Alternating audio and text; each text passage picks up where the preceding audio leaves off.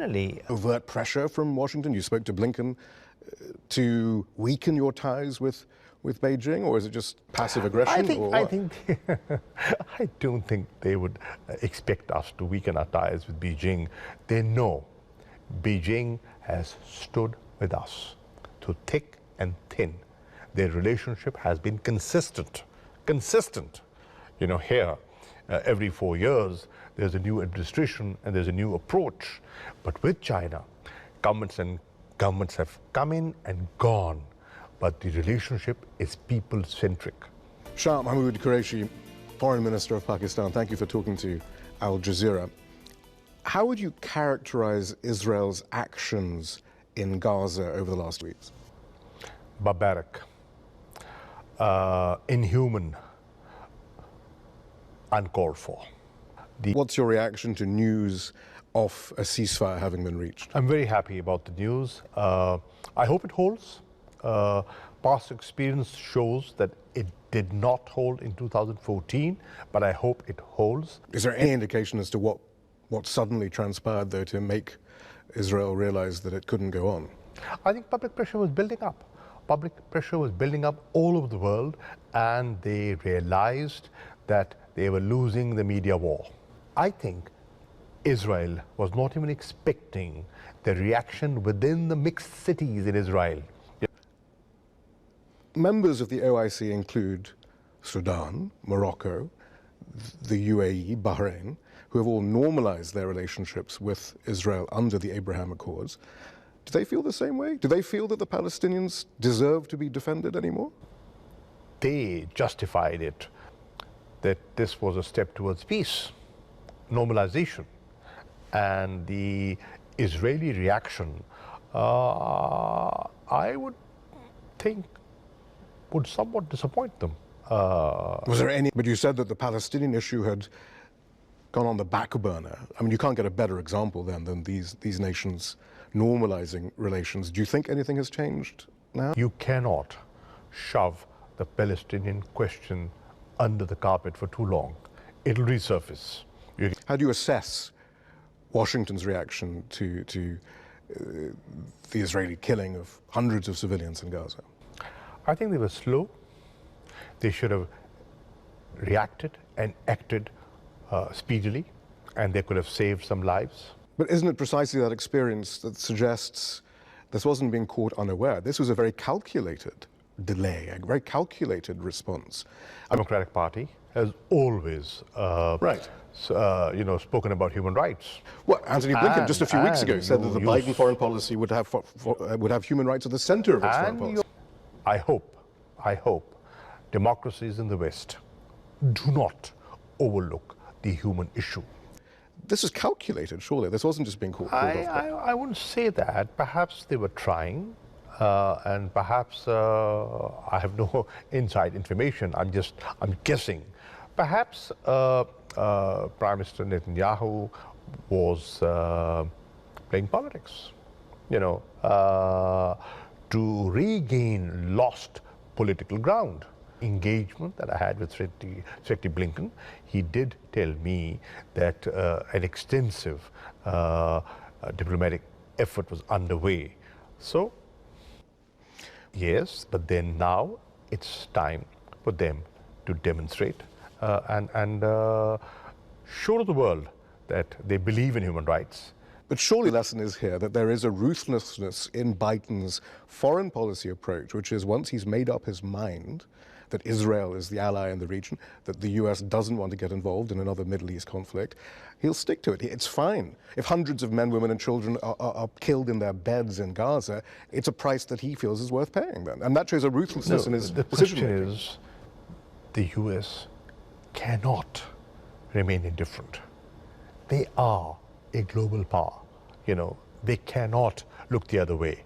It's been very clear since Biden was inaugurated that he doesn't seem to have time for Pakistan. There's been no phone call to Imran Khan. There are summits which Pakistan's neighbors are all invited to, the climate change summit. Pakistan is involved, even though Pakistan is such a crucial part of the climate discussion. Point understood, point well made. But the question is, should they do that? And can they afford to ignore Pakistan? How they see it. I mean, towards the end of the Obama administration, clearly they just saw you as sheltering the Haqqani network and the place where Osama bin Laden was having a retirement. Look at the need for Pakistan for peace and stability in Afghanistan. Is that over? Not yet. Not yet. But then why do you think the Biden administration is acting in this way, given the historical role of Pakistan in theaters that are so crucial to... I can't speak for them. You must have a hunch, though. I hope they realize the importance of Pakistan. They always mention China, India, Iran, Russia, and Pakistan, whereas perhaps before there was a sense that Pakistan, especially at the end of the Trump administration. Which is okay with us, because we've always advocated that Afghanistan is a shared responsibility. You know, you cannot just focus on Pakistan. If things go wrong and you hold Pakistan responsible, no. We have played our part. We will continue to play our part for peace and stability. But it's a shared responsibility. How crucial was Pakistan in getting the Taliban to agree to the peace deal in the first place, and getting the Taliban to negotiate? Well, you can ask Ambassador Zalmay Khalilzad the role Pakistan played. He has publicly acknowledged the constructive role, the positive role Pakistan has played. Right, but in the past, the argument was Pakistan was actively preventing the Afghan government from functioning with its sponsorship of the Taliban, right? But there's that sense that relationship has changed. How are we stopping? They're a sovereign country. They're an independent country. They take their own decisions. It's because of Pakistan's weakened influence over the Taliban that Washington doesn't seem to need you anymore, perhaps, because you don't have the influence. I mean, Pakistan will never be irrelevant.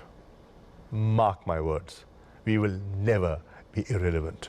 If you look at the regional picture, if you look at the new global challenges in the making, Pakistan will always remain relevant.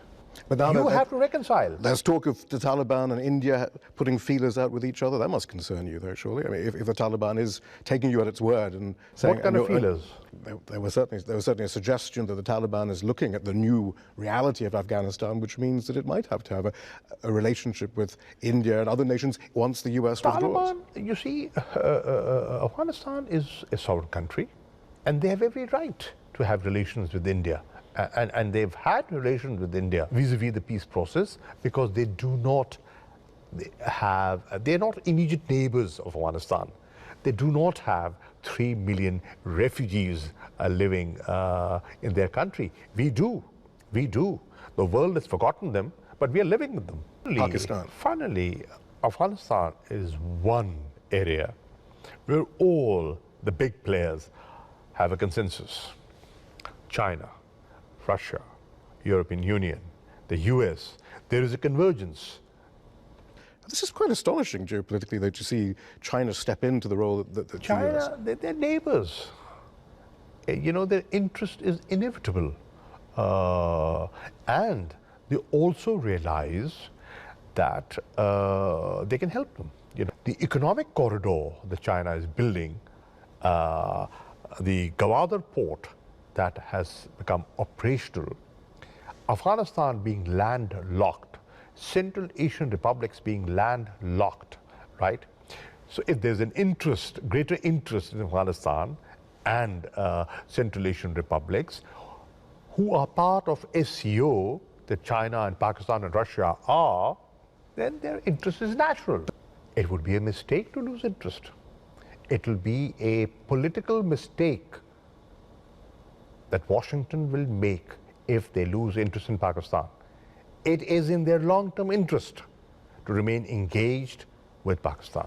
Well, let's talk about then the Chinese-Pakistan economic corridor, the development of Gwadar port, potentially a base for Chinese warships in the, you know, with access to the Arabian Sea.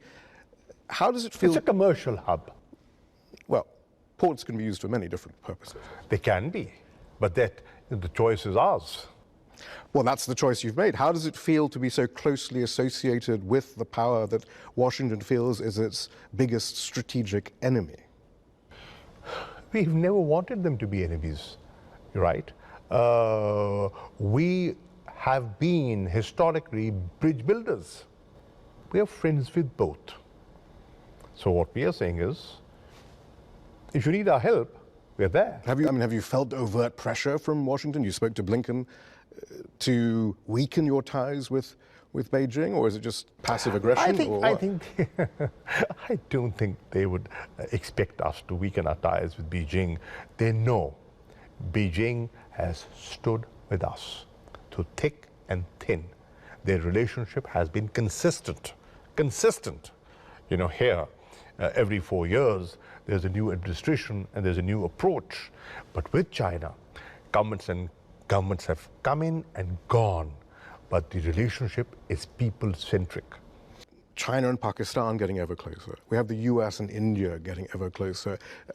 Are we seeing these, are we seeing a potential proxy situation once again in South Asia there, where this is how things will be lined up? I hope not.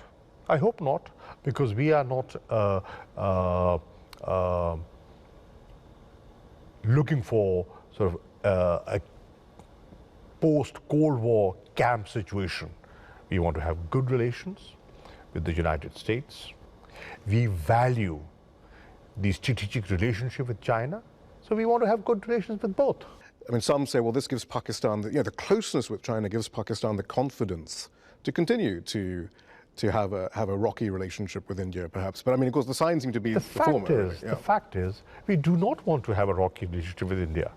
We want to be at peace with all our neighbors. Who's run away from the composite dialogue? Who's run away from the comprehensive dialogue? Not India, 5th of August, 2019, the measures they took, unilateral. They even violated the bilateral understandings between Pakistan and India, right? And they've taken unilateral actions. Now, that has boomeranged. Today, the Kashmir policy that India, BJP government is pursuing, there are voices within India that have said, this ain't gonna work. Why do you think now? What has changed suddenly then, do you think? You see, our preference for peace and stability in the region, our decision to move from geopolitics to geoeconomics. You know, the fact is that if tensions go down and if misunderstandings can be resolved through better communication, the region benefits. If there is an improvement between Saudi Arabia and Iran, both stand to gain. If there is a better understanding between Saudi Arabia and Turkey, both stand to gain. But in the past, the US is always there, whereas if they are actually disengaging, it seems that diplomacy might actually flower. They were the destabilizing force. The question is, we are geographically connected. Some powers have the choice of leaving at will. Do we? We don't. We are geographically tied. Where will we go? We have to coexist. That's why our approach ought to be different.